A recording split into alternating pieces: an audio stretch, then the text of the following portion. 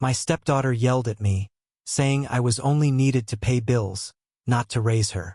So I packed her suitcase, took back the expensive gifts and allowance. Her biological mother greeted her without a smile or support. Subscribe to the channel and tell your story in the comments. Now let's dive in. You're only here to pay the bills, not to raise me. The words hit harder than any blow I've ever taken. They came from Lily, my stepdaughter, her voice sharp with the kind of cruelty only a child can wield, because they don't know yet, or maybe don't care, how final words can be. She stood in the hallway, arms crossed over her chest, her face twisted into that sneer teenagers wear like armor. She looked at me like I was nothing but an intruder. In that moment, something inside me snapped. A silence rang in my chest like metal struck with a hammer. All the hours I had bent my back at the garage, all the years I had spent turning wrenches and grinding out overtime so that my family could have better than I did, it all collapsed into dust. I'm 44 years old, a mechanic from Ohio. My hands have been stained with oil since I was 17. My spine is crooked from lifting engines too heavy to be lifted alone. My body has always been a tool that wears down faster than it can be repaired. But I never complained. I always believed that if you love hard enough, if you give without keeping score, people will see your worth. I thought love could buy belonging. I thought care could stitch bloodlines together. I thought sacrifice could make me a father, even to children who weren't mine. A few years before that night, I met Rachel. She was a divorced mother of 3, carrying the scars of a broken marriage. In the way she laughed too cautiously, as though happiness might vanish if she leaned on it too hard. Her children clung to her like lifeboats, each in their own way. Mark with his fists, Lily with her sharp tongue, Jason with his silence. I told her she didn't have to survive alone anymore. And I meant it. I rented us a house near the coast. It wasn't just a place to live. It was a promise. The house was big, with wide windows facing the sea. The salt air slipped through the cracks at night, carrying with it the illusion of freedom, of fresh beginnings. I spent months repairing what was broken. Patching the roof, sanding the floors, repainting the walls. I poured my paychecks into renovations, into turning that shell of a house into something sturdy, something safe. For them. Always for them. Mark got his corner of the garage, which I turned into a sports den, punching bag, mats, weights. A place for him to burn off his teenage fury instead of turning it on his mother. Lily got her own room, purple and silver, just like she wanted. A sanctuary she could slam shut whenever she needed to remind me I wasn't welcome. And Jason, he was the quiet one, the dreamer. For him, I bought a bicycle he'd been begging for. Chrome frame, new tires, a bell that sang when he raced down the boardwalk. The first months, they felt real. They smiled. They said thank you. They played in the yard and, for a while, it seemed like the house had been baptized, cleansed of the shadows Rachel carried from her first marriage. I'd sit on the porch after long shifts, listening to their laughter rise into the salt wind, and I believed I was part of something worth the pain. I thought I was building a family. But love, I would learn, does not build families. Money does. And when the money stops, so does the illusion of belonging. Started small. Forgotten thank yous. A shrug when I offered help with homework. The way they began to talk about their real dad, as though my presence was just a temporary stand-in. He was rarely around. Maybe a birthday here, a holiday there. But his shadow stretched longer than my presence ever could. To them, he was blood. And blood was everything. Still, I pressed on. I thought marriage would change things. When Rachel and I exchanged vows, I told myself it meant permanence. That her children would finally see me not just as the man paying for the roof over their heads, but as their stepfather. Someone real, someone legitimate. But even on my wedding day, I was reminded of my place. The laughter carried across the hall, sharp and cruel. I followed the sound and heard them, Rachel's children, mocking me. "He's nothing but a wallet paying for everything," one of them said. I froze in the doorway, unseen, the words cutting into me like steel. Rachel was there. She heard it too, and she said nothing. No correction, no defense, just silence. Her silence was the loudest betrayal of all. I carried on anyway. I told myself children are cruel, teenagers are worse, and maybe time would change them. Maybe gratitude would grow in the soil of consistency. I tried harder. I stayed late at the garage to pay for their school fees. I skipped meals so I could cover their extracurriculars. I gave up weekends so I could fix the house and keep it safe. And then one night, standing in the hallway of the home I built for them, Lily screamed it. "You're only here to pay the bills, not to raise me." It wasn't just a tantrum. It wasn't just a cruel sentence tossed out in anger. It was the truth I had been running from for years, spoken aloud with the clarity of a blade slicing open the skin. That was the moment I realized everything was falling apart. It wasn't just Lily's words. It was the years behind them, the laughter at my expense, the cold stares, the silence at the wedding, the way Rachel never once corrected them, the way my sacrifices had been consumed like air, invisible and unacknowledged. I had built them a home. I had given them comfort. I had tried to love them as my own. But to them I was never family. I was a wallet. I was a paycheck. I was a ghost with calloused hands and an empty back, carrying a house full of people who would never call me their own. And in that moment, standing in the ruins of my illusions, I understood. No matter how much you give, you cannot buy love. No matter how hard you work, you cannot force respect. And no matter how deeply you care, you cannot build a family alone. I thought I was strong, but I was nothing more than a man begging to be needed, paying for the privilege of being rejected. And Lily's scream was the answer I should have seen long before. I was never really theirs. Never a father. Never a husband in the truest sense. Just a man financing a life that had no room for me. When I first moved into that house by the sea, I thought I had outrun the ghosts of loneliness. I thought I had finally carved out a place where I belonged. But over time, little by little, the cracks began to show. Not in the walls I had painted, not in the floors I had repaired, but in the faces of the very people I had given everything to. At first, it was subtle.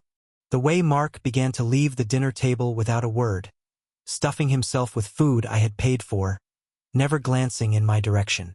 The way Jason would mumble thanks when I bought him something, the syllables barely audible, like a duty rather than a feeling.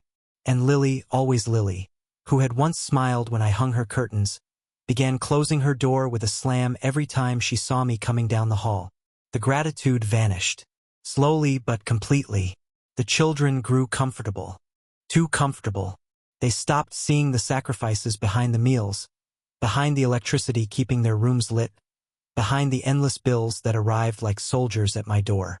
They started treating those things as if they grew out of thin air, as if comfort was their birthright, as if I were not a man breaking his back to keep the tide from swallowing us all. And then came the silence. The cruelest silence of all, the silence of being invisible. At family gatherings, when neighbors asked about their dad, the children corrected them quickly. Not him. When Rachel's relatives visited, the children made sure to mention their real father, as if chanting his ghost into the room. Their biological father, a man who appeared once in a blue moon, was still the one they looked to with reverence. He was still dead. And I was the stranger footing the bill. It burned. God, it burned. I tried to ignore it. I told myself that consistency was the key, that patience would bridge the gap. Show up and they'll see you, I repeated to myself like a prayer. Every payday I sent money to their schools, their clubs, their little dreams. Mark's sports fees, Jason's school trips, Lily's endless demands for clothes, gadgets, new shoes she barely wore. I thought money could prove love, that sacrifice could buy a name in their hearts. But money only bought their indifference. I believed that marriage would seal the bond, that if Rachel and I stood before God, before family, before the world, and declared ourselves one, then her children would finally see me differently, that they would accept me as more than the man who kept the lights on. I was wrong. At the wedding, dressed in the suit I had sweated to pay for, I overheard them. My stepchildren, standing in the corner, whispering like vipers. He's just a wallet. That's all he is. The words slithered into my ears, into my veins. I froze. My hands went cold. My heart sank into the pit of my stomach. And Rachel was there, She heard it too. She said nothing. No defense. No correction. No fury on my behalf. Just silence. Her silence was a blade sharper than any words. I stood there, smiling through the photographs, raising a glass with family and friends, while inside, I was bleeding. I married her that day not as a husband stepping into a new life, but as a man stepping into chains. The months that followed were worse.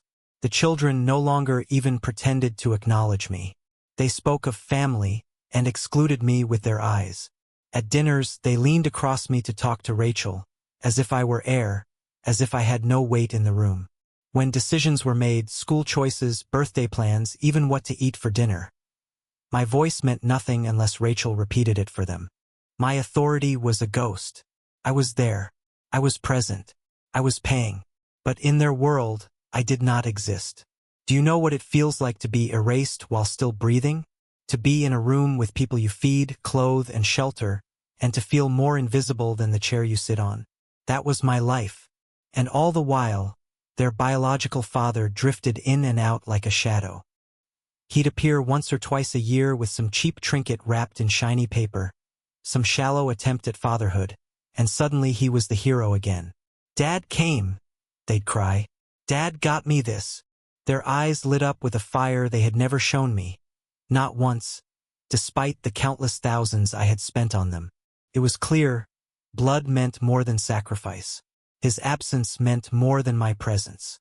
I should have left then. I should have walked away before the bitterness consumed me.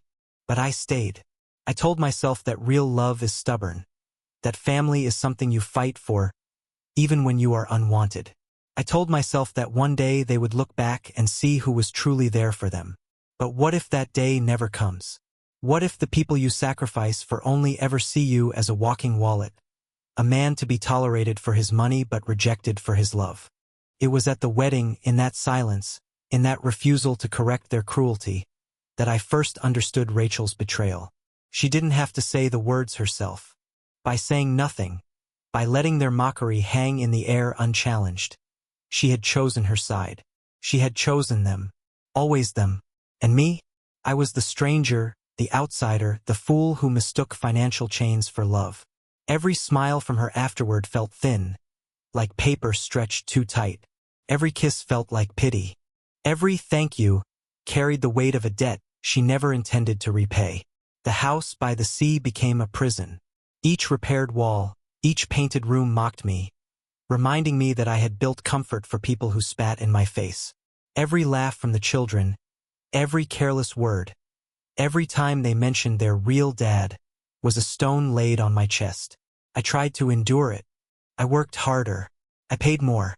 I believed that if I carried the burden long enough, they would recognize my worth. But I was wrong.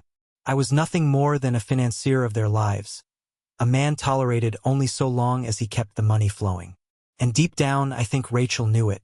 She saw the contempt in their voices, the way they dismissed me, the way they called their absent father real, and she let it happen, because in her heart she agreed. I was not family. I was not husband. I was convenience. I was money. And every day, that truth carved itself deeper into my bones until it was no longer pain. It was certainty. I didn't know it then, but the breaking point was coming. The moment when the words I had tried so hard not to hear would be shouted straight into my face. The moment when everything I had built, everything I had sacrificed, would collapse in a single scream. And when it came, I would not bend anymore. I would break. It didn't happen all at once, though I sometimes wish it had. No, the breaking point crept in slowly, like rot spreading beneath the floorboards of a house you swore was solid. I ignored the warning signs until they became screams. The contempt grew sharper as the years passed. By the time Lily was 15, she had perfected the art of dismissal. She'd roll her eyes when I spoke, cut me off mid-sentence, or worse, pretend she hadn't heard me at all. Jason, quiet as he was, followed her lead in silence. Even Mark, who once looked to me for guidance, began parroting their indifference.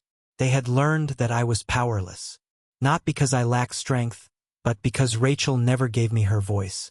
Whenever I asked something of them, pick up after yourselves, help with the dishes, respect the house you live in. They would glance at her, waiting for her to repeat the words. Only then would they move.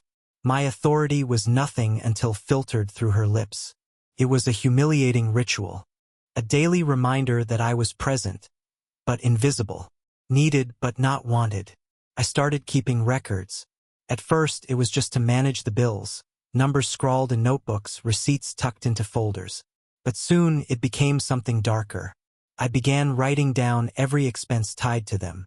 Groceries, school fees, sports equipment, new clothes, insurance, birthdays, allowances. Every penny that left my account, I recorded, as if I were documenting a crime scene. And the numbers grew monstrous. Thousands, tens of thousands.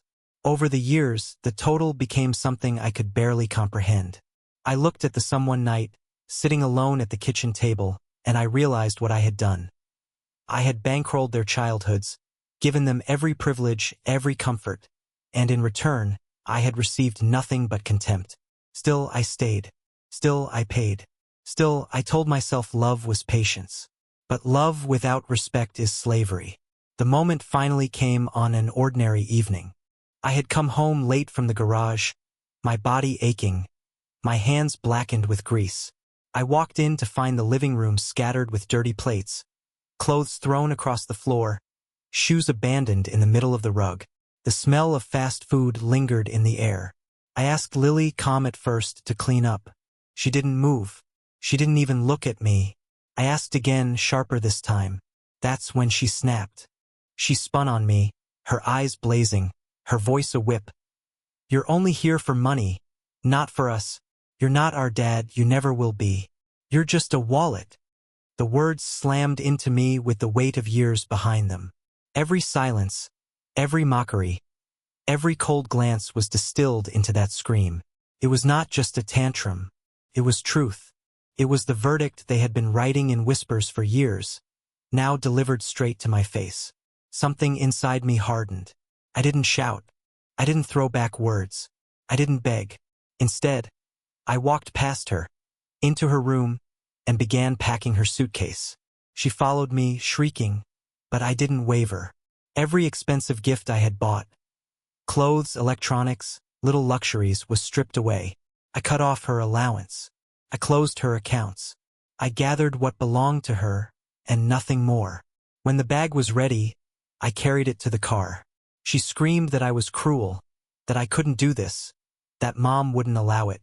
Rachel stood frozen in the kitchen, her face pale, her lips trembling. But still she said nothing. So I drove Lily myself. Drove her straight to her biological mother. A woman who opened the door with no smile, no warmth. Only the weary look of someone already defeated by life. Lily stepped inside, expecting comfort, expecting vindication. But her mother barely acknowledged her. No embrace, no promise of security, just a curt nod, as if taking back an unwanted burden. I stood there long enough to see the truth dawn in Lily's eyes. I had been her stability all along, and she had thrown it away. I left without a word. From that day on, something in me changed. I stopped pretending. I stopped playing the role of the silent provider who accepted humiliation as his daily bread. I tightened the purse strings. I documented every expense with the precision of a man building a case in court. And when the complaints came, "Why can't we go on vacation? Why isn't my allowance coming?" I answered with silence. The children didn't learn gratitude. They didn't learn humility. They only learned to complain louder. Their comfort had been stripped, and instead of seeing the truth behind it, they blamed me for the loss.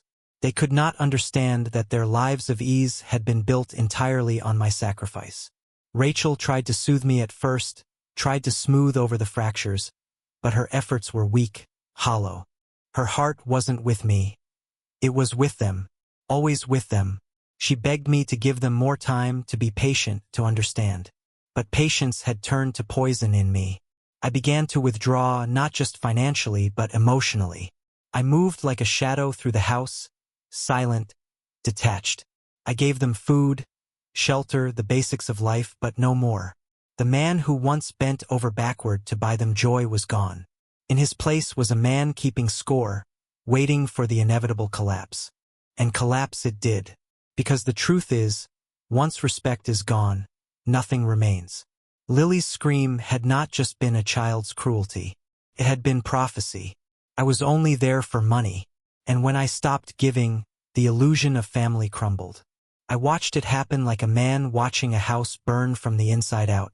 Rachel, caught between me and her children, chose silence again and again.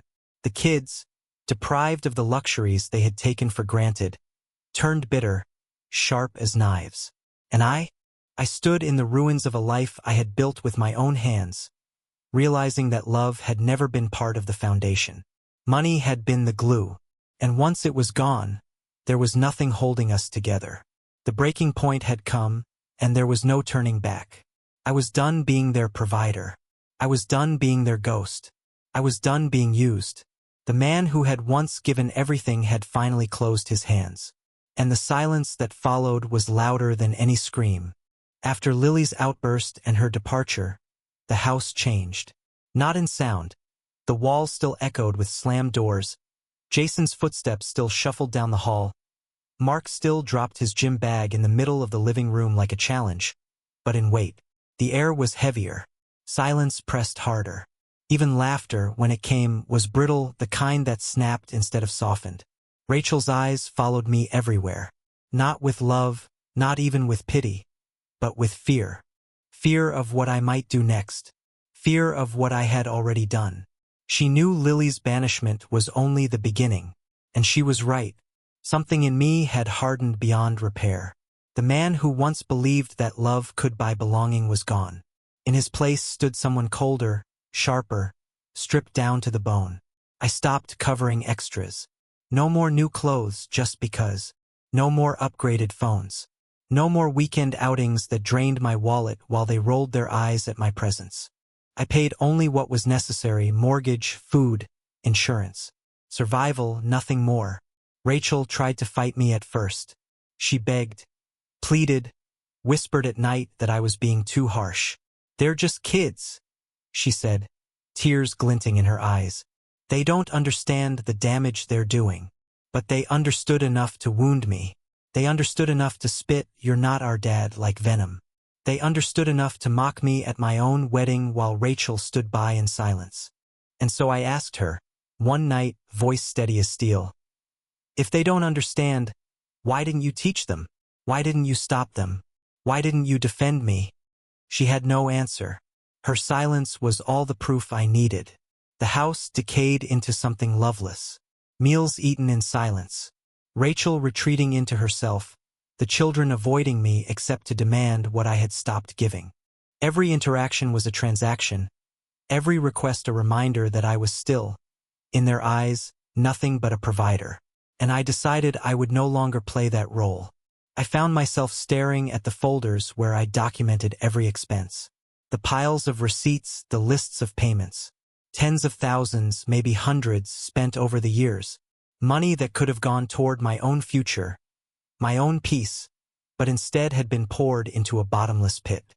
That night, sitting at the kitchen table with those papers spread before me, I made a decision. I would leave. Not just the house. Not just the family. I would leave behind the life of being a wallet in human form. I rented an apartment for myself, small but clean. No coastal view, no sprawling yard, no echoes of children who rejected me. Just four walls and silence. Silence that, for the first time, didn't feel like punishment. Felt like peace. Rachel tried to stop me. She cried, begged, asked me what would happen to her and the boys. I told her the truth. You'll survive. You'll do what you always should have done. Rely on their father. He's the one you've raised them to respect. Let him carry the weight. She went pale at that because we both knew the truth. Their father was never coming. He was a ghost who appeared only when it was convenient and vanished whenever responsibility knocked at the door. But that was no longer my concern. Rachel and the boys moved in with her sister. Their comfort evaporated. Their father disappeared, just as he always had, whenever money was mentioned. I heard through whispers that the children complained endlessly. about cramped rooms, about lack of luxuries, about how unfair it all was. But not one of them came to me. Not one of them apologized.